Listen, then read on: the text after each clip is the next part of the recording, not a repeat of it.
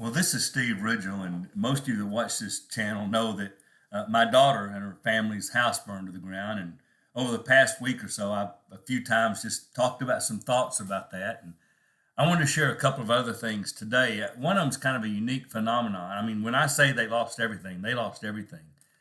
They had a lot of things. The things that it's not just the big things that were financially expensive. There were things, but it was the things that meant something, mementos, things that have been passed down through generations to my daughter or to my grandkids. Tim had stuff, things that just meant a lot to them emotionally. Bibles that had been my grandson Jake he graduated last spring, and of course Hillcrest, he was part of Senior Sunday and got his senior Bible and a lot of books and a lot of letters given, and he kept all those in a box, and that burned up.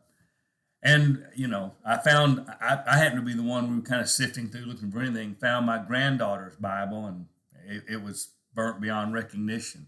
Now, I did mention my daughter's Bible is one of the few things we found that came through it untouched. It was amazing, didn't even smell like smoke. Or right in the middle of a pile of rubbish was her Bible. So that was kind of cool. But I noticed one thing as we realized there were certain things burn up, and I listened to my daughter and Tim and the kids talk about things, listened to my wife talk to my daughter about things. You know what I realized? We were sharing precious memories.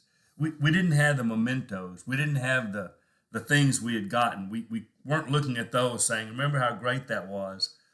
But as they talked about it, they talked about why it was so meaningful, why this gift meant so much, why this was important, why I do remember it and in this special, and do you remember it?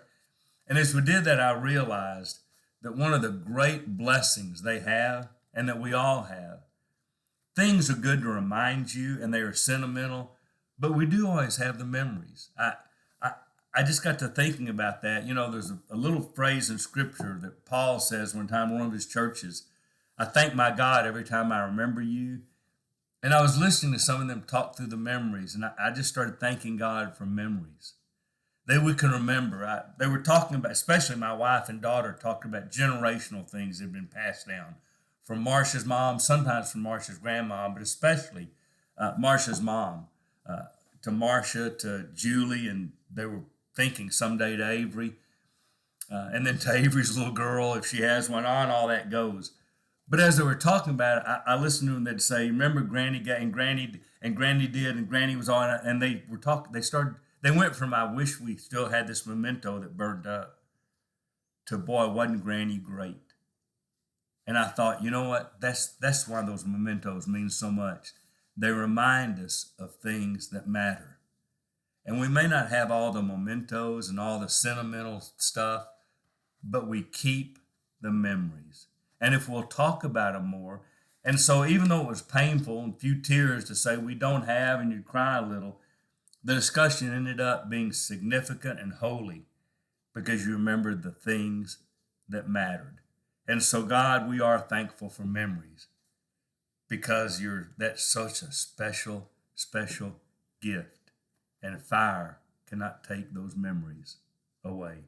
This is Steve Ridgel, thanking God for yet another thing that he did when he made us, gave us the memories.